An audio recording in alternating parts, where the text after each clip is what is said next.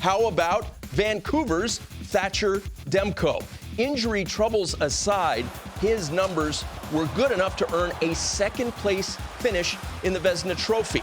Regular season, postseason, he was only able to start one game in the playoffs, yet his playoff numbers are otherworldly.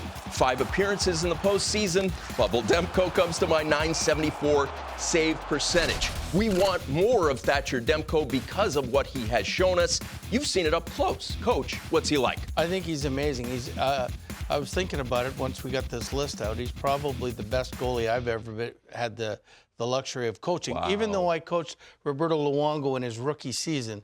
But I mean, with Thatcher Demko, when I went to Vancouver, like, he was Mr. Everything for us, and then the injuries started piling up. He had surgery that summer and started slow, then got hurt again, and then he got hurt again last year. If he can stay healthy, his side-to-side play, like, I mean, he's a big goalie, so, I mean, his legs are as good as any goalies I've ever seen. I mean, his quickness in that, he kept us into so many games.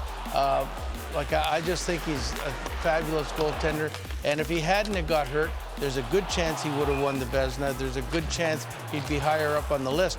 But if he stays healthy this year, I expect his list to be in the top 3 or 4 next year. And that's really impressive to say about Demko, who is going to be 28 when the NHL season starts. Schneid's, he's the highest drafted California-born goalie in NHL draft history. You're Canadian. It's in your blood that you're going to be a hockey player. This guy comes from a state where there's more ice at Starbucks in cups than there is to play in the state. Remarkable what he's done. What impresses you the most about him? Well, I think when you go to the esteemed, Boston College, that's the goalie factory now. I think that sets you on your way, even if you're from California. So, fellow BC Eagle, I played a World Championship with him, and it's been fun to watch his development. Coach Boudreau just mentioned all the things that make him special, and I'll bring it back to a guy like Ottinger. Same with Demko. It's a baseball phrase, but he's toolsy. He's a big, athletic guy who's learned to control his body and compose his game to the point where he's become one of the elite guys. And you both have touched on it, though, his injury history and availability and dependability.